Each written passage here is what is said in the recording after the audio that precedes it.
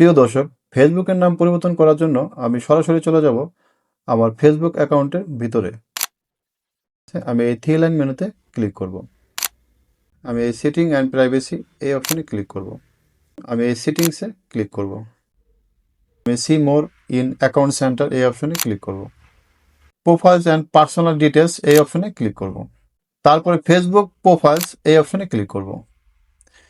যেহেতু আমার ফেসবুকের নামটি পরিবর্তন করব, সেজন্য এই নেমে ক্লিক করব। তো আমার পূর্বের নামটি আমি ডিলিট করে দিচ্ছি।